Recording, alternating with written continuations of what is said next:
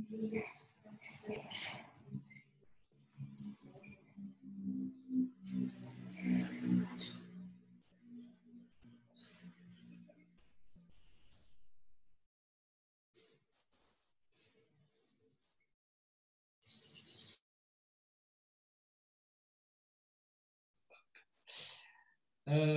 vais peut-être demander à Emma de se connecter. Emma et Christine, si vous pouvez ouvrir votre caméra et votre micro aussi.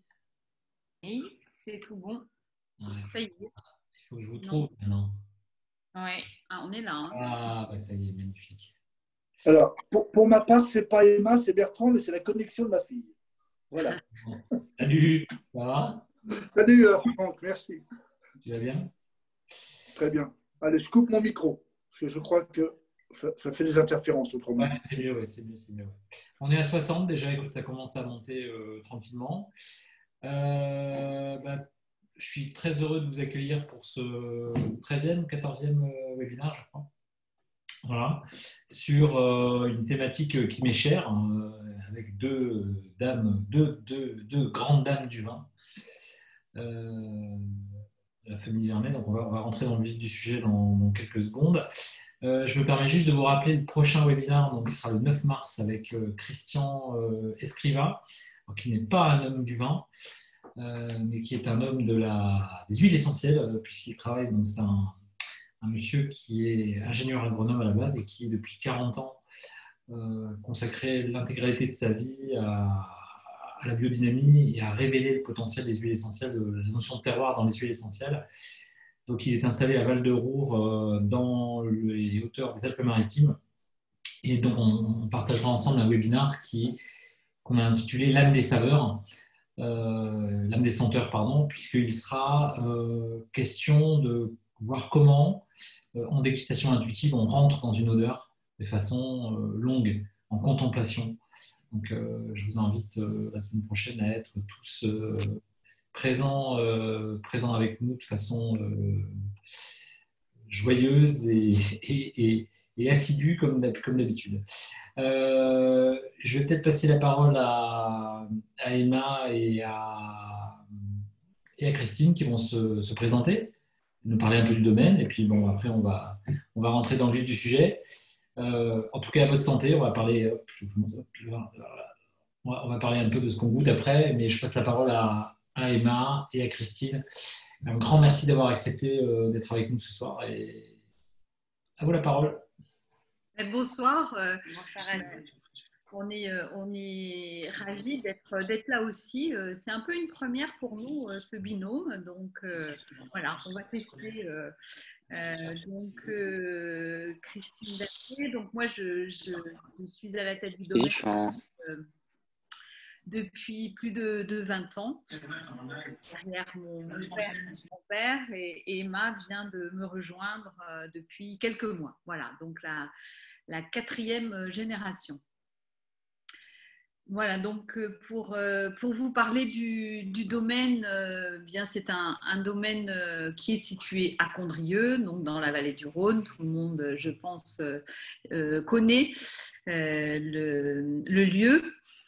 Donc, c'est un domaine qui a été créé par mon grand-père en 1936, et il a commencé à planter les premières vignes sur Coteaux de Vernon. Donc, ces vignes mythiques et ces vignes qui sont voilà, les plus vieilles de l'appellation, voilà, les plus vieux pieds de vionniers dans le monde. Mon père a suivi en 53, donc il a commencé, le domaine avait 1,5 hectare, donc les vignes de mon grand-père, et moi j'ai repris en 96 avec 14 hectares. Aujourd'hui, le domaine s'étend sur 24 hectares. Donc 24 hectares qui se répartissent sur 3 appellations. Il y a 14 hectares en blanc et 10 en rouge. Donc 6 de Côte-Rôtie, 2 de Saint-Joseph et 2 d'IGP. Et en Condrieu, c'est 10 de Condrieu et 4 en IGP. Voilà. Donc, évidemment, un domaine historique, puisqu'il a grandi avec l'appellation, puisque mon père a été le sauveur de l'appellation, celui qui a redonné vie à ces coteaux. Et donc, un domaine tout en coteaux. Enfin, on a 2 tiers qui sont en coteaux, donc pas du tout mécanisables, et un tiers qui sont sur les hauts de coteaux. Et donc, voilà, ce sont des vignes qui réclament une main-d'œuvre très importante. Je crois que c'est un taux le plus important de tous les vignobles, puisqu'il nous faut plus d'1 homme à l'hectare. Alors que. Je suis juste en train de partager mon écran là, juste pour voir que tout le monde peut voir un peu voilà, la typographie je suis sur le site d'Interrode, de voir un petit peu à quoi ressemblent les coteaux de Condrieu et le travail. Oui, vous avez. Le travail que ça représente. Ouais. Il y a d'ailleurs une de vos parcelles, je crois, qui s'appelle les Chaillés de l'enfer. Les Chaillés de l'enfer. Donc les Chaillés de l'enfer, ça veut bien dire ce que ça veut dire. J'entends du bruit. Il me semble, j'entends du bruit derrière moi. Qu'est-ce qui se passe? Bonjour. Ah, une invitée surprise. Bonjour François. Écoute, j'ai senti le coteau de Vernon au loin. Et tout de suite, j'avais envie de venir vous rendre visite. Tu es la bienvenue. Je vous présente Christine. Non. C'est parce que je n'ai pas encore bu j'ai pas encore bu. Justine, donc, qui est sommelière formatrice chez nous, que certains d'entre vous ont déjà eu en formation, voilà, que vous connaissez. Et donc, je me suis dit qu'on était dans un échange transgénérationnel. Parce que Christine et moi, on représente maintenant la maturité, la sagesse. La sagesse, voilà. Voilà, pas dire les vieux. Et donc voilà, je me suis dit que c'était sympa pour ce webinaire qu'on puisse faire un dialogue croisé de génération. Ça aurait pu être sympa. Bah, très bien, très bonne idée. Donc tu nous parlais, oui, Christine, un petit peu du rôle central de ton père, Georges, dans l'appellation, puisque je crois que c'est dans les années 60, il restait même pas 5-6 hectares à. Oui, c'est ça. En fait, à la création de l'appellation, il y avait 5 ou 6 hectares, et quand mon père a repris, il y avait toujours 5 ou 6 hectares. Donc mon père a repris en 53. Donc c'est vraiment une appellation complètement délaissée, abandonnée, parce que trop difficile à travailler. Donc il faut vraiment attendre les années 80 pour retrouver une envie et, des jeunes vignerons pour revenir sur ces coteaux. Donc pour donner un petit peu, donc ces 5-6 hectares en 50, en 70 on a une dizaine d'hectares. Et on a eu une extension de l'appellation, donc en fait on n'a pas de plantation nouvelle. Et en 80 on a 18 hectares. Et entre 80 et 90, on double. Donc, on est une petite vingtaine en 80 d'hectares, et en 90, on a 38 hectares. Donc, c'est vraiment à ce moment-là, les années 80, où on a ce renouveau. Et c'est vrai que mon père avait cette vision du terroir. Moi, j'ai grandi avec cette idée du terroir qui, à l'époque, dans les années 70, n'était pas très valorisant ni très valorisé. On ne parlait pas. Cette notion de terroir, elle a beaucoup changé. On n'arrive même pas à la traduire dans les autres langues. On reprend ce terme de terroir, ce terroir qui rappelle que c'est un lieu, c'est la rencontre entre un lieu et un cépage, c'est un homme, c'est un climat, c'est une exposition. Dans votre cas, ce sont des femmes. Des femmes, voilà. J'attendais que. Bravo. Mais c'est vrai, juste pour revenir sur ce que tu dis, la notion de terroir, finalement, dans les années 70, moi j'ai commencé dans le vin en 88, 89. Et c'est vrai qu'à cette époque-là, voilà, on parlait un peu de terroir, mais on était beaucoup aussi dans la compréhension du cépage, dans la compréhension de la vinification. On était beaucoup dans une espèce de technique. Et je me souviens, les vieux sommeliers disaient, moi j'ai appris avec un sommelier qui disait, si le client te demande quel goût a le vin, tu dis qu'il a goût de terroir. Voilà, c'est ça. J'ai une question par rapport à votre père. Comment dire, qu'est-ce qui a fait qu'il s'est battu à l'époque pour vraiment revaloriser le Vionnet? Qu'est-ce qui l'a charmé? Qu'est-ce qui lui a donné envie de se battre pour ça et le revaloriser justement? Je crois qu'il était très amoureux de ce lieu. Et je pense qu'il a compris rapidement que c'était quelque chose d'unique, qu'on ne pouvait pas reproduire et qu'on avait, et que encore une fois, cette rencontre entre un cépage et un lieu donnait quelque chose d'extraordinaire. Et il était, voilà, il était vraiment amoureux de ces coteaux et il croyait vraiment dans cette magie que pouvaient donner ces vins sur ce terroir. Et donc, c'est ce que je disais, c'est vraiment, moi j'ai été portée par cette vision, par cet amour. Et Emma, qui a beaucoup passé de temps avec son grand-père et avec moi, a cette même, je pense, ce même amour. Et il le faut pour ses coteaux, il en faut voilà, beaucoup d'amour. Et mon père, voilà, je crois que c'était quelque chose pour lui, une évidence que de redonner vie à ces coteaux. Alors le lieu est beau, on a un décor extraordinaire et c'est ce qu'il a vraiment qui lui a donné la force d'entreprendre. Voilà, c'est ça, qui le poussait à travailler. Oui, et puis oui, il adorait ça. Et, donc, je pense qu'il avait cette compréhension et cette vision de redonner vie, ces coteaux qui ont été créés il y a 2000 ans. Pour lui, c'était impensable qu'on les abandonne et qu'on les laisse aux arbres fruitiers, parce que c'est ce qui se passait en fait. C'est qu'on avait planté alors des cerisiers, des abricotiers qui étaient très précoces, qui donnaient des fruits magnifiques, mais pour lui, le vionnier était quand même... Ah oui, c'est en place. Voilà. Une petite question, Emma. À chaque fois que tu goûtes un Vernon, tu gigotes comme ça ou c'est... Alors, je gigote tout le temps. Pas que, mais oui aussi. C'est vrai qu'il y a beaucoup de vie dans ce vin et il donne une impulsion. Là, ça fait quelques minutes qu'on a commencé à le déguster et vraiment, il éveille un peu le corps, quoi. Donc, c'est bien. Est-ce que tu as une anecdote à nous partager, Christine, sur une discussion que tu as eue avec ton père ou Emma avec ton grand-père, sur quelque chose qui vous a marqué et qui vous a dit, ouais, ce terroir qui nous laisse, cette tradition qui nous donne, il y a quelque chose de particulier. Ah, je ne sais pas, alors, si vous avez envie de le partager, vous n'êtes pas obligé, mais ça nous ferait plaisir. Ça serait sympa. Alors, une anecdote.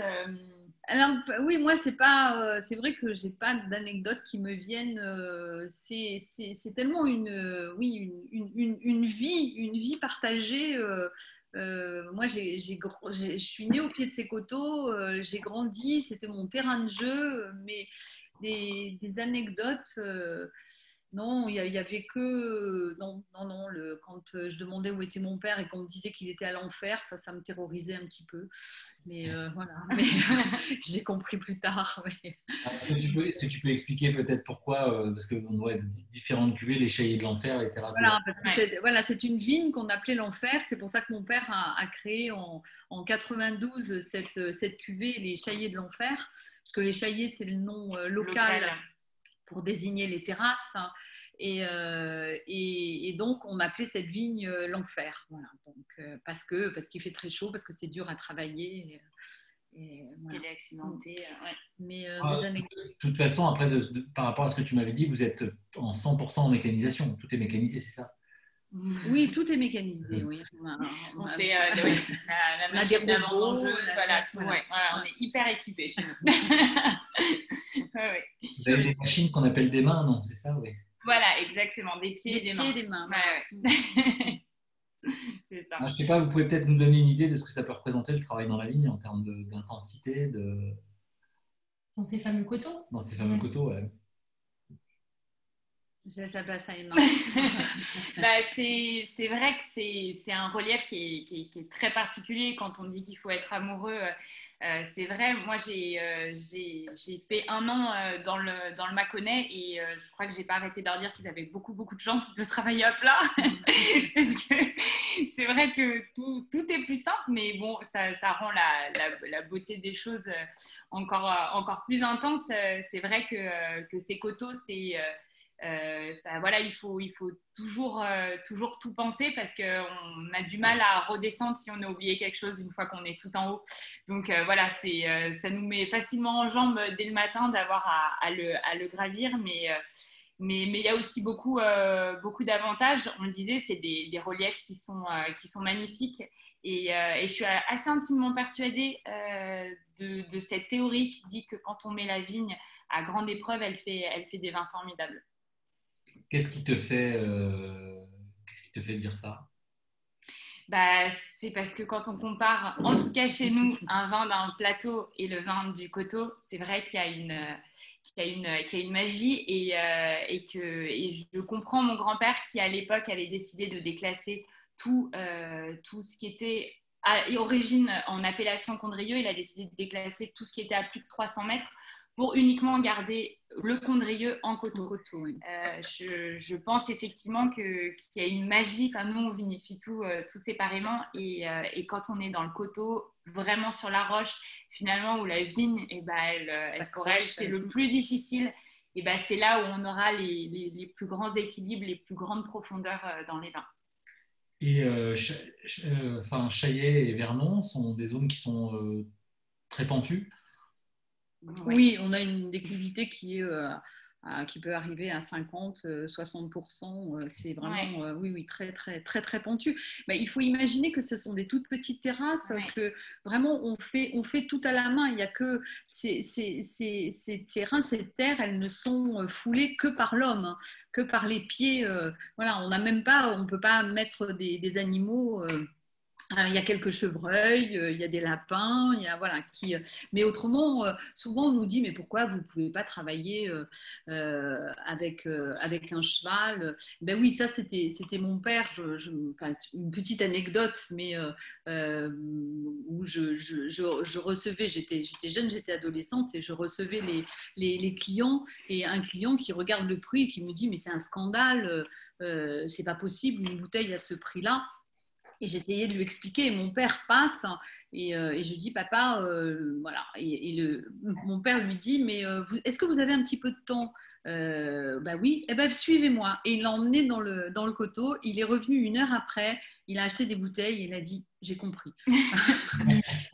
Voilà, donc il y avait pas, on n'a pas à justifier. C'est vrai que quand on foule, quand on se promène dans ces coteaux, on comprend la majesté, on comprend le travail qui est incomparable, voilà, c'est chaque geste. Oui, il y a pas. Alors on a les sécateurs pour la taille. Mais et après on a l'atomiseur à dos pour traiter, mais voilà, tout est fait à la main, l'attachage, et c'est des vignes, que ce soit le Vionnier ou la Syrah, qui demandent beaucoup d'attention.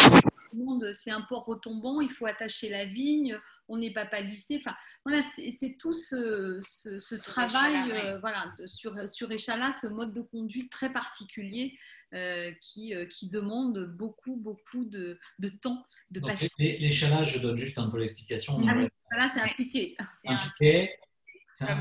C'est un piquet croisé comme ça, et on va faire monter la vigne de chaque côté comme ça. Pourquoi qu'est-ce que ça permet On fait une espèce de corbeille verticale en fait. Voilà, c'est ça. Pourquoi finalement ça? Parce que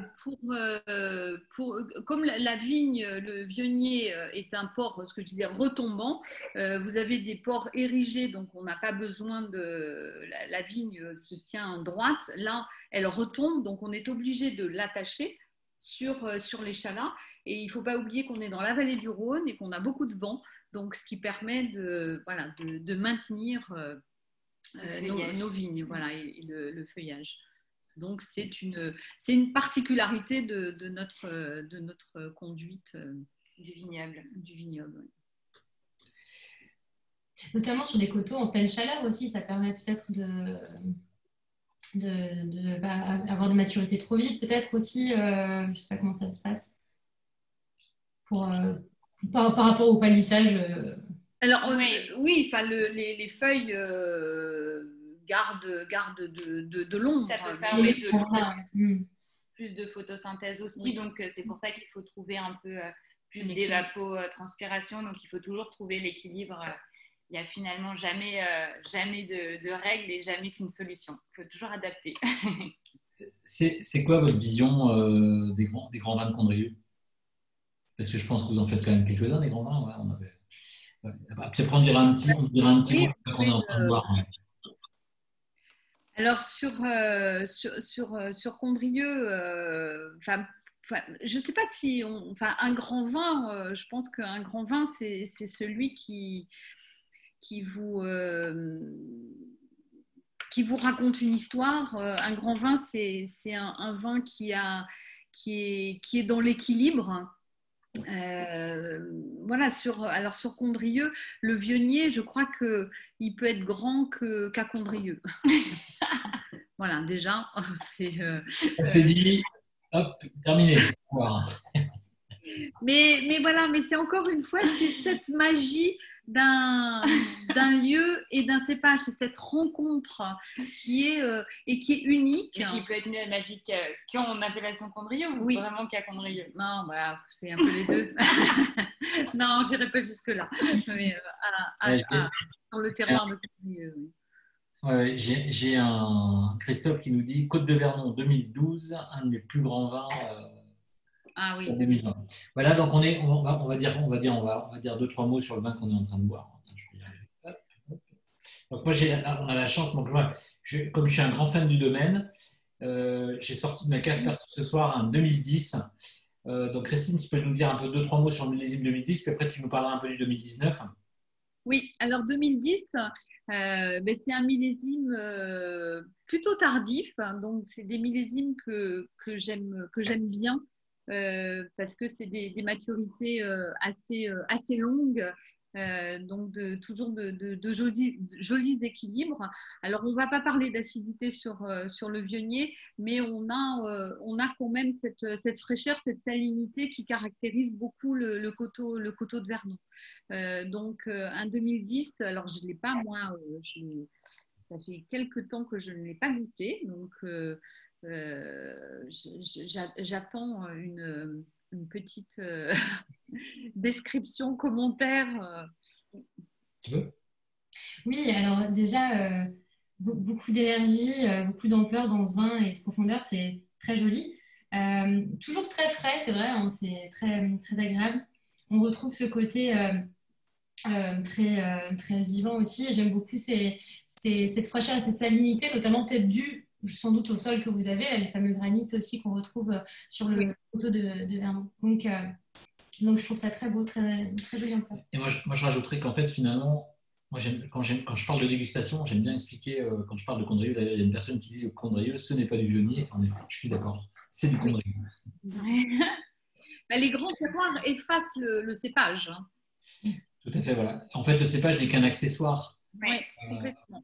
Et j'aime à dire que finalement, dans les équilibres, Condrieu, c'est des vins où quelque part, la notion d'acidité, comme tu disais, Christine, n'est presque pas là. Quelque part, c'est même pas une question qu'on se pose. Non. Ah non. Si on fait une dégustation, alors nous, au sein de l'école, il y a beaucoup de gens qui ont fait des formations chez nous. On a développé cette méthode qu'on appelle la dégustation intuitive. Petit clin d'œil à Christine qui faisait partie des tout premiers. Oui. Dans une expérience bizarre dont nous tairons un certain nombre de choses. Mais voilà, donc Christine et Paul ont participé à nos balbutiements sur la recherche là-dessus. Et puis ensuite, sur la dégustation géosensorielle, où on travaille vraiment sur le lien entre le vin et le terroir. Et en fait, à Condrieu, il y a une dimension. Moi, je trouve que déjà, ce vin-là, il représente énormément le lieu. Pourquoi? Parce que c'est un lieu qui est très lumineux. Oui. de par sa géographie. Et moi, je trouve que. Alors, il y a souvent ce débat. Est-ce qu'on doit boire un Condrieu jeune? Est-ce qu'on doit le boire évoluer? Est-ce que ça a du sens de le faire vieillir ou pas? En fait, moi, je ne me pose pas la question. Je ne me pose pas la question en ces termes-là. Je me pose la question, c'est qu'est-ce que le vin va me donner? Et qu'est-ce que je vais recevoir? Et que ça soit jeune ou évolué, à Vernon, il y a toujours une grande lumière dans les vins. Quand je parle de grande lumière, c'est-à-dire qu'il y a un dynamisme, il y a une vie, il y a c'est un vin qui touche par sa lumière. On a fait un exercice de dégustation intuitive pendant 30 minutes avec nos apprentis, tout ça. Donc, on s'est mis en condition, on a fermé, on s'est bandé les yeux, on a respiré, on a essayé de voir l'histoire que Vernon nous racontait ce 2010. Et c'est très intéressant parce qu'il y avait vraiment une dimension hyper-lumineuse avec un socle sombre. Et quand on parle de sombre, on ne parle pas de quelque chose de noir, de lourd. Hein. On parle de quelque chose d'ancré, dans la notion de profondeur. Tu vois. Il y avait vraiment des images d'un vin qui est extrêmement profond et extrêmement vertical aussi. Donc il y avait un. Voilà. Et 2010, voilà, je le disais tout à l'heure en préambule, on va finir la soirée autour d'un risotto Saint-Jacques. J'ai réussi à trouver des Saint-Jacques de plongée avec des asperges et quelques cèpes. Ça devrait le faire. Ah oui, là. Ouais, là, c'est parfait. Ouais. Ah bah, asperges, bon, j'aurais voulu mettre des morilles, mais c'est pas l'époque. Oui, non. Mais c'est vrai que ce qui m'a surpris tout de suite dans la dégustation intuitive, que nombre de personnes connaissent aujourd'hui dans le webinaire, parce que beaucoup d'entre vous ont participé à des dégustations dans les formations. Et c'est vrai qu'il y avait cette union en fait de luminosité, mais très intense, reliée justement à ce côté très terrien. Et c'était vraiment, les deux s'harmonisaient parfaitement. Donc c'était vraiment un beau voyage. Et c'était vraiment très, très beau. Et alors, cette association. On a une petite. Alors, il y a David qui me demande en privé à quelle heure doit-on arriver pour le repas. On l'a déjà demandé aussi, on a essayé, mais. On est prêt à vous accueillir. Hein. Pas de problème. Avant que vous nous parliez de ce 2019, on a une question sur c'est quoi la différence pour vous entre Vernon, Chaillé de l'Enfer et Terrasse de l'Empire? Âge des vignes, est-ce que le terroir est différent? Alors, le terroir est pas. Je veux dire, le sol n'est pas différent. À Condrieu, on est sur un granit, le granit à biotite, qui est un granit à mica noir, hein, parce que sur l'appellation Condrieu, on a une division entre. Attends, je vais essayer juste de partager mon écran parce que j'avais prévu le coup, j'ai mis la carte. La carte du Tu l'as terroir. payé la carte ou pas? Non, on la voit pas du tout. Ah, ça y est. Oui. Ouais. Oui, donc Condrieu, la création de l'appellation était sur les trois villages, Condrieu, Vérin et Saint-Michel, donc qui sont au nord de l'appellation. Et puis on a eu une extension à partir de 67, sur Chavanay jusqu'à Limony. Et c'est vrai que l'appellation d'origine est sur un granit particulier qui est un granit à biotite à mica noir, et le sud est sur un granit à muscovite. Donc on a déjà des tendances un petit peu différentes entre ces deux terroirs. Et le domaine, toutes les vignes sont situées à Condrieu sur 3 lieux-dits, Lacaille, Sainte-Agathe et Vernon. Donc on a vraiment une homogénéité quand même de terroir sur ces 3 lieux-dits. Donc moi je fais 3 cuvées, donc les terrasses de l'Empire, qui sont une cuvée d'assemblage, c'est-à-dire que ce sont une petite mosaïque de parcelles, des vignes qui ont quand même autour de 30-40 ans, donc des vignes qui sont déjà bien ancrées dans leur terroir, mais qui sont sur les hauts plutôt sur la partie haute des coteaux. Donc elles sont vinifiées séparément en cuve tronconique bois et en barrique, et je mets en bouteille avant l'été. Donc une cuvée qui est souvent très florale, qui a ce côté du vionnier, pas caricatural, hein, je veux dire, qui reste quand même très droit, mais un peu plus sur la fraîcheur, sur la fleur, sur côté les immédiat fruits, aussi. le côté très spontané du Condrieu. Ensuite, les deux autres cuvées sont des cuvées des parcellaires, donc les Chaillés de l'Enfer, dont je parlais tout à l'heure, ces fameuses Chaillés de l'Enfer, donc des vignes qui ont été plantées avant 60, donc qui ont plus de 60 ans, et que je vinifie séparément. Alors là, c'est en foudre. Je fais depuis une dizaine d'années, je vinifie en foudre, les fameux foudres Stockinger. Origine autrichienne, voilà. Voilà, en chêne. Et le foudre, ça a une forme ovale, alors que la cuve tronconique, bon, est plus large. Et je trouve que la forme influe énormément et donne une verticalité qui, voilà, et je trouve ça très très intéressant. Et donc je vinifie Chaillé de l'Enfer et Coteaux de Vernon en foudre et en barrique. Donc on a deux profils différents des vins qui, dans l'assemblage, forment un très bel équilibre. Et donc les Chaillés de l'Enfer, c'est un vin toujours plus charmeur, plus séducteur. C'est comme le diable, hein, il te séduit pour venir. Exactement. Et ça se passe pas bien. Voilà, donc on a des notes toujours un petit peu plus exotiques, un peu mangue, un peu litchi, un peu voilà. Et puis Coteaux de Vernon. Alors Coteaux de Vernon, c'est la même vinification. Je travaille de la même façon. Donc c'est un élevage d'1 an. Ensuite, il reste 3 mois en assemblée. Voilà, ils se retrouvent, et après, c'est la mise en bouteille. Donc, en général, au mois de décembre. Et Vernon, mais Vernon, c'est la majesté du coteau, c'est cette droiture, mais en même temps cette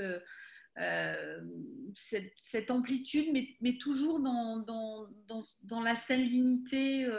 Donc, on va avoir des notes un petit peu de noisette, on va avoir des notes réglissées, on va avoir un petit peu de thym citron, souvent, enfin des choses. Voilà, et une longueur, une longueur en bouche, une allonge qui est une forme ovale, le vin qui vraiment se poursuit. Voilà, des cuvées assez différentes. Heureusement que vous n'avez pas mis le vin dans des triangles, parce que en bouche, ça ne serait pas super. Ça serait moins bien, mais il y en a peut-être. Tu voulais poser une question, Justine? Oui, alors, je voulais, par rapport aussi à vos... On ne voit plus. Ah. Voilà. Oui, tout à fait. Peut-être aussi, on peut parler des différentes cuvées, par exemple. Vous aviez, donc on a parlé de Condrieu. Voilà. On a quelques parcelles aussi donc, sur Côte-Rôtie. Est-ce que vous voulez en dire un mot aussi, notamment sur Maison Rouge, Blonde du Seigneur également? Oui, donc c'est trois cuvées. Trois cuvées en Condrieu et deux en Côte-Rôtie. Donc Côte-Rôtie, c'est la même chose. Côte-Rôtie a deux facettes, la côte brune et la côte blonde. Donc côte brune sur des schistes, oxyde de fer, un terrain moins érosif, plus sombre. Moi, pour l'instant, je ne vois que des brunes ici. Oui, mais mais nous défendons la côte blonde. Voilà, donc paradoxalement. le domaine est entièrement sur la côte blonde, et donc je produis deux cuvées. Blonde du Seigneur, qui est un assemblage et qui a un petit peu de Viognier, qui a 5% de Viognier, donc un côte-rôti sur la gourmandise, sur la finesse de cette côte blonde, de ces granites qui ramènent toujours des choses très, très élégantes. Et oui, la côte brune est souvent plus austère, et la côte blonde... Tu peux peut-être nous dire un mot, tu sais, sur cette histoire de complantation finalement.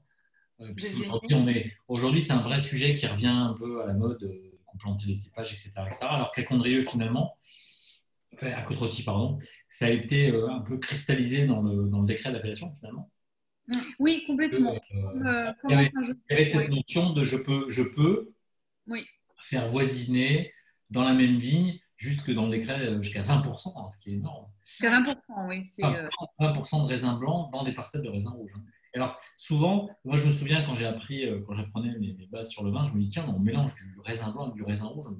Là, c'est le truc un peu. Tu peux nous dire peut-être un mot, et c'était quoi la vision de ton père et votre vision à vous là-dessus?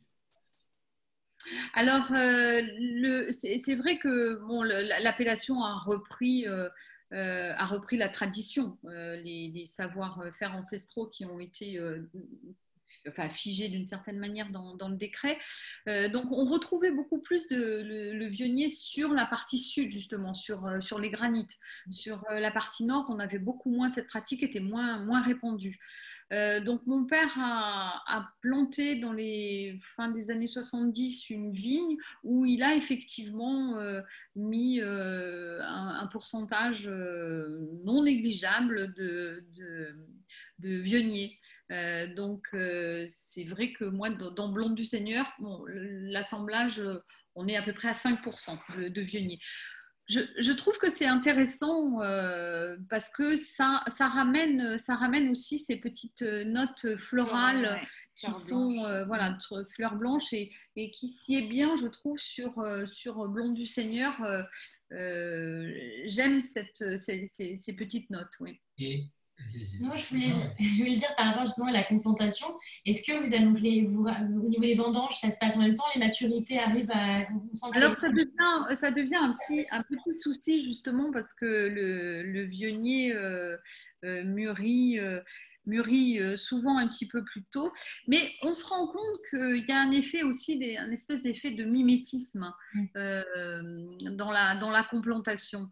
Et il est rare qu'on doive vendanger plus tôt les vionniers parce que finalement, alors ça devient parce que le changement, la précocité des saisons devient de plus en plus récurrente, mais finalement la Syrah aussi mûrit assez vite. Donc je crois beaucoup à cette idée de mimétisme et voilà, d'entente entre les végétaux et donc je vendange en même temps et je vinifie.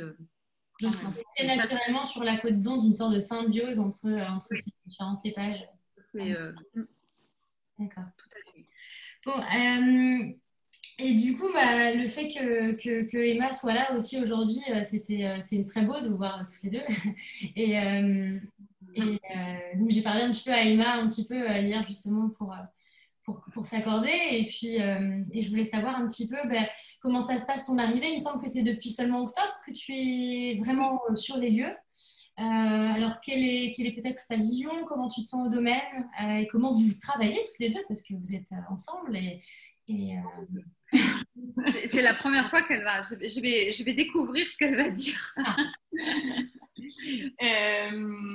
Alors oui, moi je suis arrivée au domaine à la fin des vinifs parce que j'avais envie de faire une deuxième vinif ailleurs qu'ici, parce qu'ici j'aurais toute une vie. Donc voilà, c'était l'occasion de découvrir.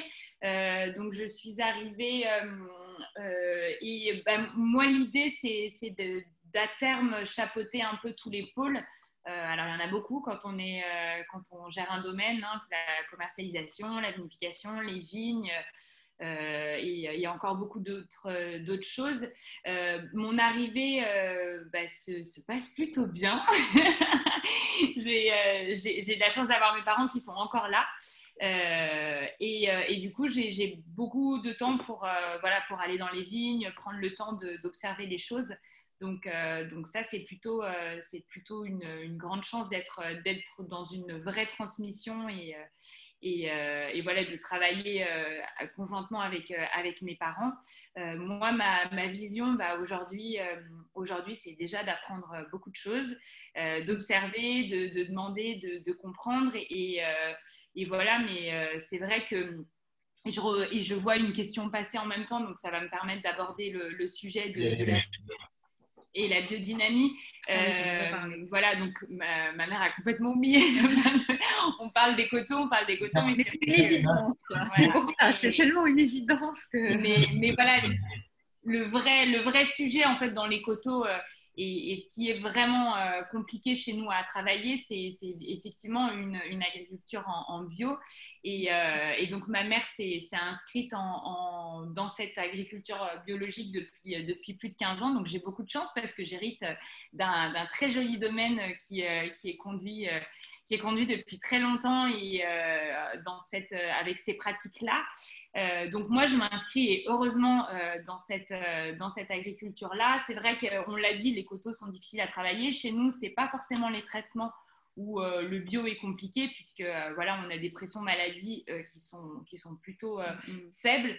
Nous, le vrai problème, c'est la gestion de l'herbe qui vient en concurrence avec la vigne. Et comme on vous l'a dit, il n'y a pas de mécanisation possible. Donc, c'est en ça que l'agriculture biologique est un vrai engagement pour nous. Dans ces coteaux. Voilà, dans ces coteaux, voilà. Donc, à trouver des alternatives de paillage, piocher le moins possible, mais un petit peu sur les jeunes plantations, voilà, laisser, voilà, on est plutôt dans le non-travail des sols et essayer de gérer le mieux qu'on peut. Donc, moi, je m'inscris bien évidemment dans cette logique-là.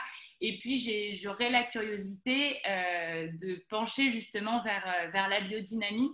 Moi, j'ai eu la chance de faire 1 an de stage alterné dans un domaine à Mâcon qui s'appelle le domaine de la soufrandière, qui est tenu par 2 frères qui sont très engagés dans la biodynamie et qui m'ont bien trempé aussi là-dedans. Et voilà, donc on commence tout doucement puisque voilà, on va pas partir tout de suite là-dedans parce qu'il nous faut, voilà, il faut engager les équipes là-dedans, il faut le sentir. Voilà. Oui. Ouais, c'est sur quelques hectares. Voilà, donc on commence sur quelques hectares. C'est les projets de cette année où je continue l'histoire en mettant un petit pavé sur la biodynamie. Donc on verra dans les années qui arrivent. Mais en tout cas, c'est une vraie volonté. Donc que pensez-vous du bio et de la biodynamie? Pour nous, c'est une évidence et on est voilà, il nous manque plus que le palier de la biodynamie. Les vins sont déjà bons, donc voire très bons, donc. Mais finalement la biodynamie, pour moi, c'est pas ce qui est important. Ce qui est important, c'est ce qu'il y a dans le verre, la vibration qu'on ressent. Oui. Mais il se trouve qu'en général, nous, c'est notre cas. C'est qu'on a toujours, dans les vins qu'on aime, on a bien souvent des domaines qui travaillent en biodynamie parce que comme tu le dis, il y a toujours cette vibration. Et Justine, tu parlais d'énergie et on trouve voilà, qu'il y a toujours beaucoup d'énergie dans les vins biodynamiques. Il y a des choses qu'on n'explique pas. Il y a sûrement des choses très ésotériques, mais il se trouve que voilà, nous, on travaille déjà beaucoup avec les principes de la biodynamie sur le calendrier lunaire. Il y a du bon sens paysan aussi dedans. Et voilà, donc on a envie encore de plus faire vibrer les vins. Et voilà, donc on s'inscrit dans cette logique-là. Donc pour mes projets, c'était une très longue phrase pour dire en fait juste que voilà, le terrasse se fera. Une question d'intention aussi, et on voit que l'intention, elle est là, donc forcément... Oui. Mais justement, ça nous fait une bonne transition. Nous, on a une question qu'on aime bien poser en ce moment. C'est par rapport, vous disiez, nous, on aime bien on déguste des vins de biodynamie, par exemple. Comment vous dégustez, comment vous abordez les vins en dégustation, que ce soit les vôtres ou les vins des autres? Comment vous aimez approcher un vin, par exemple? Est-ce que vous avez des petits conseils de dégustation, etc.? Dans votre approche intime, on va dire, au vin quand vous l'approchez? On déguste dans le silence. Non, moi, la dégustation, pour moi, c'est le nez qui est. Je reste très longtemps sur le nez parce que c'est quelque chose qui vraiment m'emmène entre le premier nez, le deuxième, l'ouverture. C'est vraiment quelque chose qui est très très important pour moi. Donc après la dégustation. il y a 2 dégustations. Il y a une dégustation plaisir, découverte, et puis il y a la dégustation un petit peu plus technique. Et le souci, c'est souvent d'aller chercher le défaut.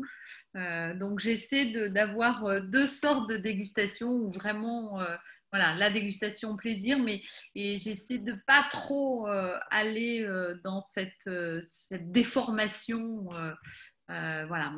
Et sur mes vins, je pense que mais je ne les trouve pas. Je vais chercher le défaut. Enfin, je suis assez critique. Voilà. Donc, et- mais en même temps, oui, la dégustation, pour moi, c'est du temps, c'est de la découverte. Je veux dire, il faut avoir cette disponibilité pour un vin. Il faut lui laisser le temps de vous parler. Et on se rend compte souvent que c'est quand on termine la bouteille ou quand on termine son verre, et que même le verre vide raconte encore quelque chose. Et je suis toujours un petit peu peinée quand on boit trop vite ou voilà, sans être... moi, j'aimerais que mes vins, on prenne au moins quelques minutes de cette disponibilité pour être à leur écoute et recevoir ce qu'ils ont à donner. Voilà, donc la dégustation, moi, je la vois de cette manière-là.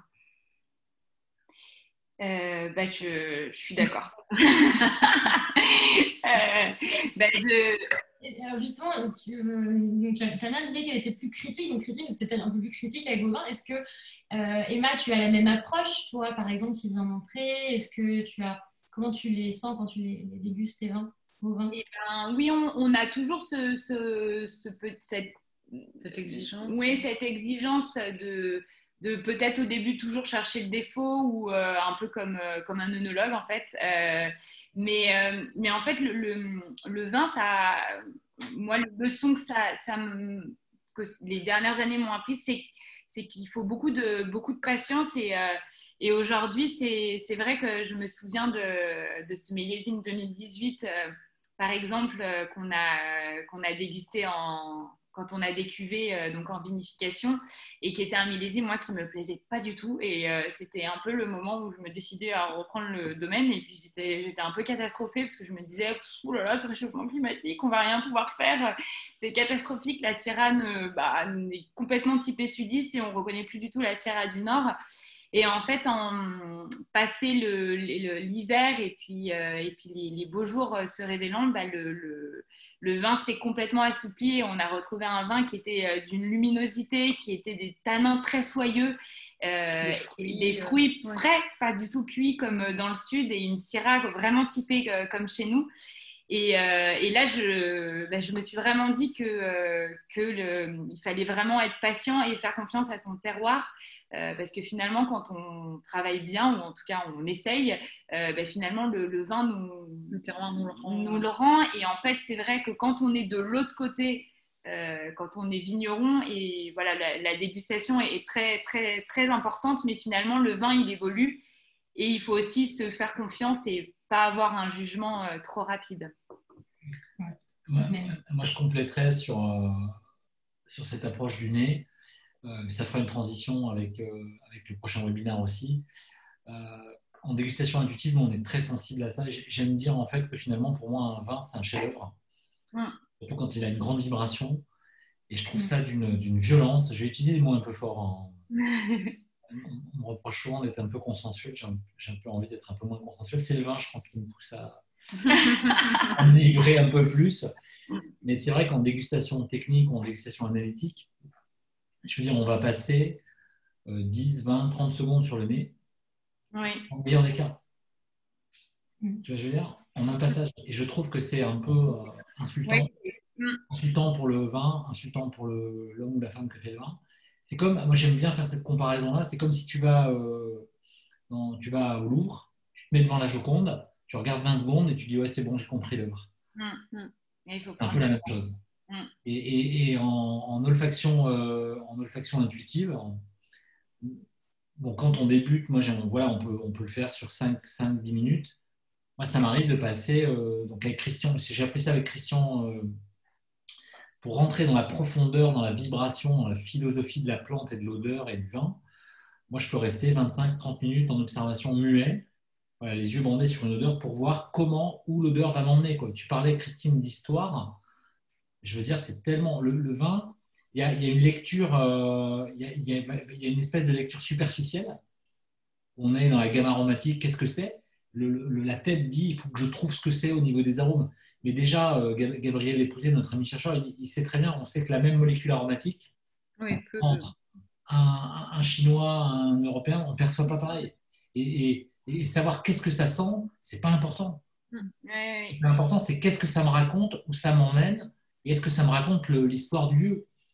Tu vois, quand on a pris ce temps avec le 2010, moi j'adore, je suis un fanatique des vieux vins, parce que je trouve, enfin des vieux vins, oui, des vins à maturité, je me reprends, j'ai dit une connerie. Donc, les vins à maturité, parce que les vins à maturité, ils ont une sagesse. Et je trouve qu'on peut les profiter. J'aime bien dire ce que disait Henri Jaillet, le vin, quand il est bon, il est toujours bon. Il cause beaucoup ou il ne cause pas beaucoup. Mais si tu veux, voilà, je partage ça, c'est vraiment de dire quand je goûte un vin, j'ai envie de prendre du temps, je le respecte. Moi, tu vois, j'ai des 2010, des 2015 de chez vous.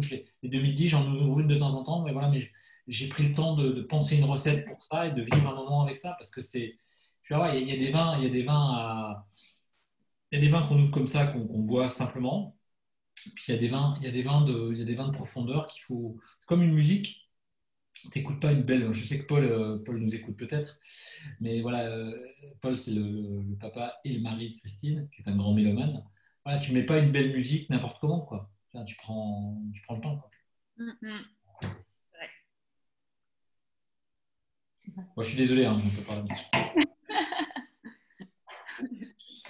Il y avait une petite question sur le terroir de Côte-Rôtie qu'on a oublié, je crois que c'est Maison Rouge. Maison Rouge.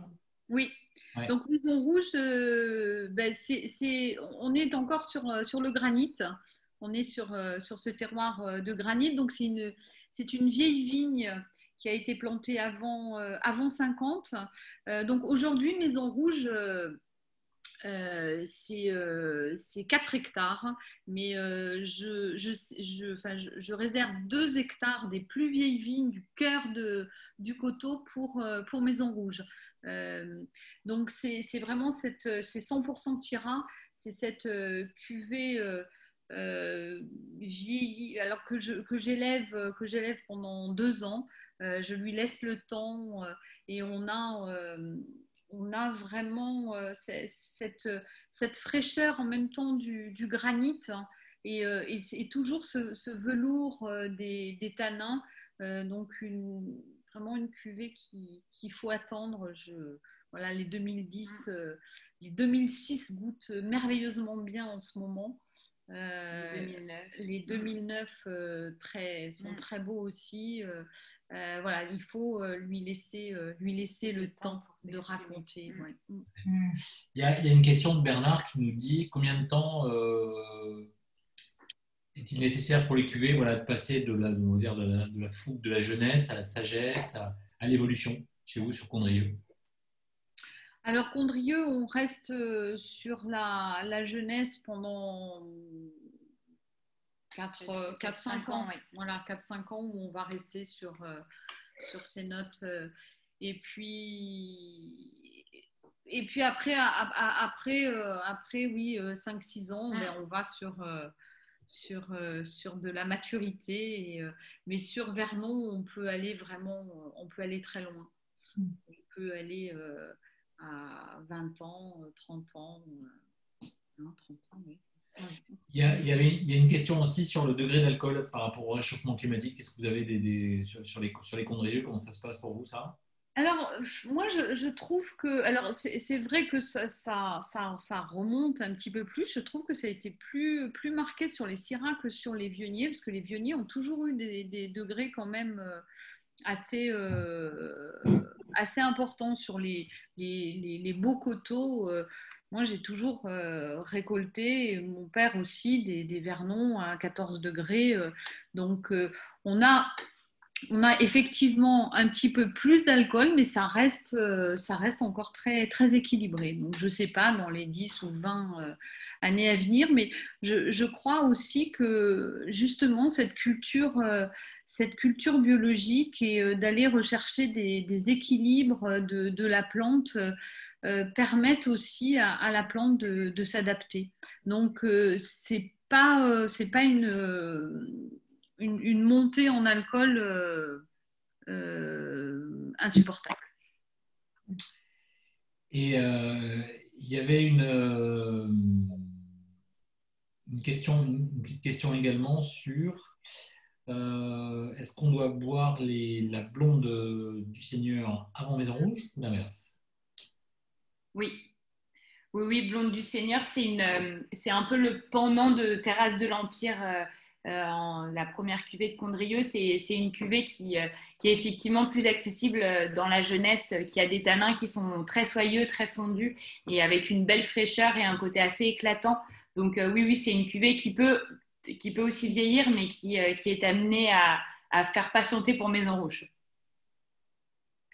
Et peut-être une petite question avant le mot de la fin. J'adore la cuvée Sainte-Agathe. Pourquoi avoir décidé de faire cette cuvée de Syrah plantée à Condrieu? Je vais laisser parler Emma parce que Emma est une amoureuse de Sainte-Agathe. Voilà, une amoureuse de Sainte-Agathe. Et ben donc oui, c'est la particularité de cette cuvée, c'est qu'elle est plantée sur l'aire d'appellation Condrieu. Donc si mon grand-père avait planté du Vionnier, ça aurait été du Condrieu. Mais comme à l'époque, mon grand-père vinifiait surtout des blancs. Et comme tous les vignerons, il avait envie de boire son petit vin rouge aussi en consommation personnelle. Et donc, il avait planté, en fait, c'est une parcelle de Syrah donc sur l'aire d'appellation Condrieu. Et ça fait très, très bon. C'est une Syrah donc, sur ce granit abiotique de Condrieu qui apporte une fraîcheur et un équilibre absolument incroyable. Oui, et puis vraiment la typicité de la Syrah du Nord sur ces notes poivrées, épicées, tourbées, qui sont très caractéristiques. Et c'est une très jolie cuvée. Oui. Qui vous est cher. Ça fait 1 heure déjà qu'on est ensemble, mesdames. Ah, déjà? Oui. Le repas est prêt. Oui, la risotto se mijote tranquillement. Je vous laisse peut-être dire un petit mot de conclusion déjà, puis après on conclura avec Justine. Eh ben, le petit mot de conclusion. Ben, c'était une jolie expérience que nous avons partagée avec vous, mais aussi toutes les deux. Donc j'espère que tout le monde a apprécié cet échange. Pour nous, c'était une belle expérience. Merci. Il y a Sabine qui dit qu'on peut venir au domaine. Oui, bien sûr. Il faut nous appeler avant, mais oui, il est possible de venir au domaine pour visiter. Ouais. Il y a une question en privé, voilà, est-ce qu'on peut goûter du 2006 à chaque fois? Non, c'est pas vrai, c'est moi qui la pose celle-là. Avec plaisir. Moi, il me reste à vous remercier. Justine, tu veux dire un petit mot peut-être? Oui, merci. C'est la première pour toi aussi. Hein. Oui, c'est ma première. Oui. Merci pour l'invitation. Et que dire non, j'ai envie de venir voir un peu les coteaux là, parce que ça a l'air quelque chose à vivre, voilà, marcher un peu, travailler les mollets un petit peu, ça peut être intéressant de venir, voilà. Mais écoute, c'est la bienvenue. Prends des baskets et tu viendras avec moi dans les vignes. On a besoin de main d'œuvre. Nous on restera, Christine, on restera à la cave, on boira des coups. Oui, voilà, on partage. Voilà. Je fais un petit coucou à Manon, Adrien et Florence qu'on retrouvera samedi sur notre formation niveau 1. Je sais qu'ils ont assisté pour une première. Voilà. Donc on sera heureux de vous accueillir samedi pour la formation. Et puis merci à tous de votre fidélité. On était un peu plus de 100 ce soir, 240 inscrits. Donc il y a beaucoup de gens qui vont nous recevoir, qui reçoivent le replay, etc. Je vous enverrai le replay, comme ça vous pourrez en user, en abuser. D'accord. Tranquillement. Voilà. Un grand merci à vous tous. Merci à vous beaucoup. J'ai mon verre qui est vide, donc je vais vite le remplir. Vous faites un énorme bisou à Paul pour moi. Oui, d'accord, on ne fera pas. Et puis, alors on a tout le monde. On avait David Kraker des USA. Hein, tu vois, on a du monde. Ah oui. On a du monde de partout. Voilà. On a même Jacques de la planète Mars. Non, pardon. Allez, bonne soirée à tous. Merci. On se dit à Ciao. rendez-vous dans 15 jours. Et puis merci Emma et merci Christine. Merci à vous Merci deux. à vous. De votre Bonsoir. gentillesse, de votre sourire et de votre lumière. Et continuez à faire des grands vins comme ça. Très On est beau. content de les voir. C'est gentil, merci Merci, beaucoup. Merci. Merci.